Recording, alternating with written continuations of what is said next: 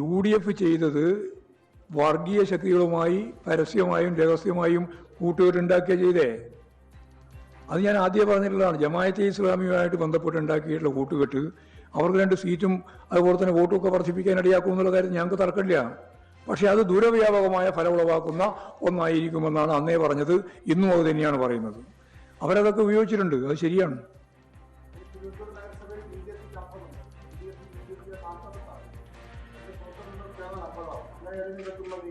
ഒരു നീക്കവും ഉദ്ദേശിക്കുന്നില്ല.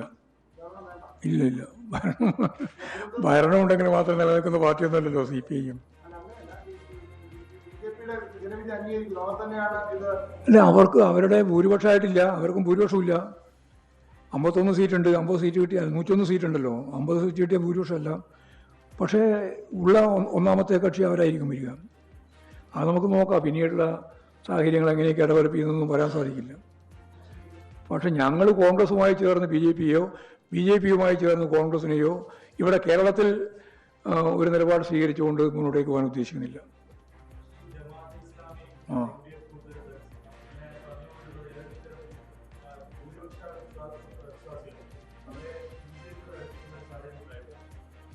അല്ല, BJPയുടെ സ്ഥിതി മോശമാകുക ചെയ്തത്. നിങ്ങൾ BJPനെ പറ്റി ഇവിടെ ഒഴിച്ചു നിർത്തിയാൽ ഒരു ജില്ലാ പഞ്ചായത്തിലാണ് അവരാകെ ജയിച്ചത്, ഒരു ജില്ലാ പഞ്ചായത്ത് സീറ്റ്.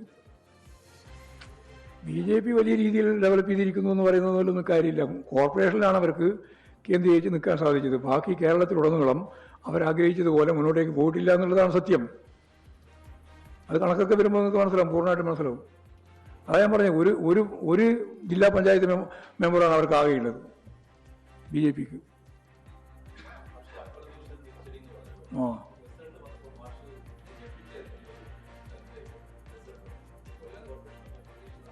കൊല്ലം കോർപ്പറേഷൻ ഒന്നും പ്രതീക്ഷിച്ചതല്ല.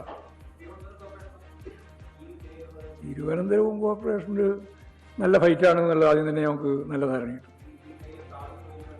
അല്ല, അങ്ങനെ അവർ അപ്രതീക്ഷിതം ഞാൻ പറയേണ്ട പ്രയോഗം വേണ്ടല്ലോ. അപ്രതീക്ഷിതമായ പരാജയമാണ് സംഭവിച്ചത് എന്നത് ഉറപ്പിച്ച് പറഞ്ഞല്ലോ.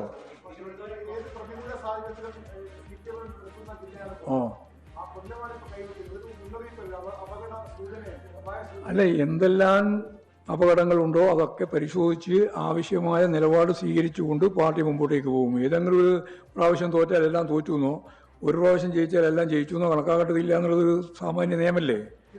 ഇടതുപക്ഷ തിരുത്താനൊക്കെ സമയമുണ്ട്. ഞങ്ങൾക്ക് ആ തിരുത്താൻ, അതല്ലേ ഞാൻ പറഞ്ഞത്. അതിന് തൊട്ടടുത്ത് നടന്ന തെരഞ്ഞെടുപ്പിൽ 68 സീറ്റ് കിട്ടിയല്ലോ 2010. 2 സീറ്റിൽ 1400 വോട്ടിൻ്റെ വ്യത്യാസത്തിനാണ് ഭരണം തന്നെ പോയത്.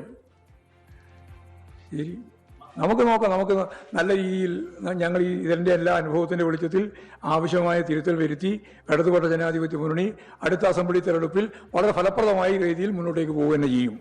അതാണ് പറയാനുള്ളത്.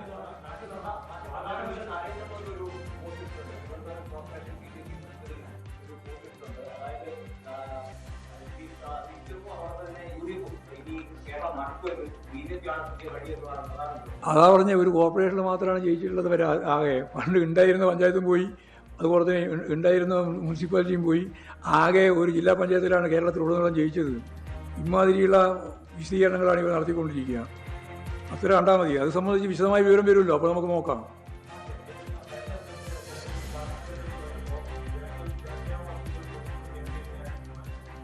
ഞങ്ങൾ കേന്ദ്രീകരിച്ചിട്ടുണ്ട്.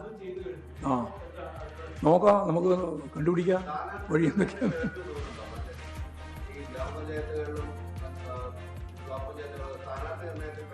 ഇല്ല, സ്ഥാനാർത്ഥികളൊക്കെ നല്ല സ്ഥാനാർത്ഥികളെയാണ് നിർണ്ണയിച്ചതും നടത്തിയിട്ടുള്ളത്.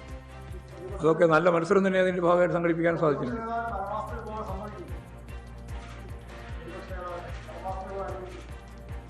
അല്ല, വനവാസത്തിലേക്ക് ഏതെങ്കിലും രാഷ്ട്രീയ നേതാവ് വനവാസത്തിലേക്ക് പോകണമെന്ന് ഏതെങ്കിലും രാഷ്ട്രീയ പാർട്ടിക്കാർ സമ്മതിക്കാറുണ്ടോ? പറയാറില്ല. പറയുന്നവരാണെങ്കിൽ അവർക്ക് രാഷ്ട്രീയം ഇല്ലാതെ മാത്രം കണ്ടാൽ മതി. ശരി.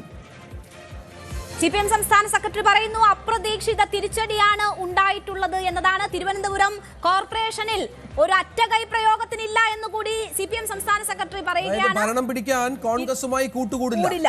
അതായത് കോൺഗ്രസുമായി കൂട്ടുകൂടി BJP-ക്കെതിരെയോ BJP-യുമായി കൂട്ടുകൂടി കോൺഗ്രസിനെതിരെയോ നിൽക്കില്ല CPM കേരളത്തിൽ എന്ന് അസന്നിഗ്ധമായി വ്യക്തമാക്കിയിരിക്കുന്നു. അദ്ദേഹം ഒരു ന്യായീകരണം പറയുന്നത് 7 ജില്ലാ പഞ്ചായത്തുകളിൽ LDF-ന്റെ മേധാവിത്വമുള്ളത് അതൊരു ഭരണവിരുദ്ധ വികാരത്തിന്റെ സൂചനയല്ല, അല്ലെങ്കിൽ LDF വിരുദ്ധ വികാരത്തിന്റെ സൂചനയല്ല എന്ന് CPM സംസ്ഥാന സെക്രട്ടറി ന്യായീകരിക്കുന്നുണ്ട്. മാത്രമല്ല 2010 തദ്ദേശ ഭരണ തെരഞ്ഞെടുപ്പിന്റെ ഫലവുമായാണ് കൂട്ടിക്കെട്ടുന്നത്. അടിത്തറ തകർന്നിട്ടില്ല എന്ന് പറയുന്നു. അന്ന് 28 ഇടങ്ങളിലാണ് നഗരസഭകളിൽ 28 ഇടങ്ങളിലായിരുന്നു, അല്ല 20 ഇടങ്ങളിലായിരുന്നു അന്ന് ഉണ്ടായിരുന്നത്. പക്ഷേ ഇപ്പോൾ 28 ഇടത്തുണ്ട്.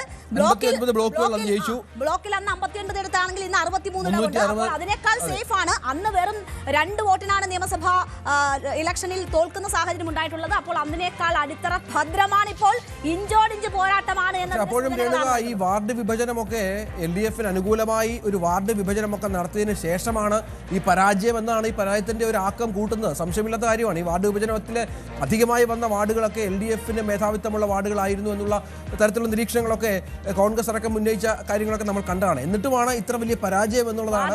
വാർഡുകൾ ഇല്ലായിരുന്നെങ്കിൽ പെൻഷൻ ഉൾപ്പെടെയുള്ള കാര്യങ്ങളിലെ അനുകൂല പ്രഖ്യാപനങ്ങളും ഒക്കെ വന്നതിന് ശേഷവും ഭരണത്തിൻ്റെതായിട്ടുള്ള സ്വാധീനം പ്രയോഗിക്കാൻ കഴിഞ്ഞതിന് ശേഷവും ഉണ്ടായിട്ടുള്ള തിരിച്ചടി എന്നത് വളരെ LDF-നെ ഇരുത്തി ചിന്തിപ്പിക്കുന്നതാണ്. അങ്ങനെയുള്ള പരിശോധന ഉണ്ടാകും എന്നത് MP ഗോവിന്ദൻ പറയുകയാണ്. പക്ഷേ ഇതൊരു ഭരണത്തിന്റെ വിലയിരുത്തലല്ല എന്ന് അദ്ദേഹം പറയുന്നു. അതിന് ജില്ലാ പഞ്ചായത്തിലെ ഇഞ്ചോടിഞ്ച് പോരാട്ടം ചൂണ്ടിക്കാട്ടുന്നു. അവിടെ 7 എത്തില്ല. ഇതൊരു ഭരണവിരുദ്ധ വികാരമോ ഏതെങ്കിലും തരത്തിലുള്ള തരംഗമോ ആണെങ്കിൽ ജില്ലാ പഞ്ചായത്തിലെ റിസൾട്ട് ഇതാകില്ല എന്നതാണ് CPM സംസ്ഥാന സെക്രട്ടറി സൂചിപ്പിക്കുന്നത്. തിരുവനന്തപുരത്തെ പരാജയവുമായി ബന്ധപ്പെട്ട് CPM-ന്റെ ഗായത്രി ബാബുവിന്റെ പോസ്റ്റ് അദ്ദേഹം തള്ളി പറഞ്ഞിട്ടുണ്ട്. അദ്ദേഹം പറയുന്നത് പാർട്ടിയിൽ പറയേണ്ടത് പാർട്ടിയിൽ തന്നെ പറയണം, അത് പുറത്തു പറഞ്ഞിട്ട് കാര്യമില്ല.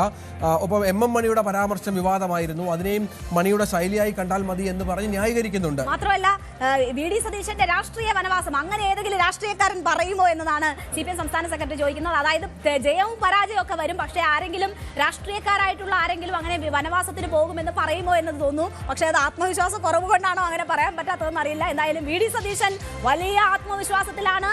വലിയ ഭൂരിപക്ഷത്തിൽ, അല്ല ഒരു വലിയ രീതിയിലുള്ള, അത് വെറും ജയം എന്ന് പോലും അല്ല പറയുന്നത്, തിളക്കമാർന്ന ഐതിഹാസികമായ ജയം എങ്കിൽ രാഷ്ട്രീയ വനവാസത്തിന് പോകുമെന്ന വാക്കിൽ ഉറച്ചു നിൽക്കുന്നു എന്നതാണ് VD സതീശൻ സൂചിപ്പിക്കുന്നത്. ഒരുപാട് ചോദ്യങ്ങൾ ഉയർത്തുന്ന തെരഞ്ഞെടുപ്പ് ഫലമാണ് നമുക്ക് മുന്നിലുള്ളത്. അതിൽ CPM-ന്റെ പ്രാഥമിക വിലയിരുത്തലാണ് CPM സംസ്ഥാന സെക്രട്ടറി മുന്നോട്ട് വെക്കുന്നത്.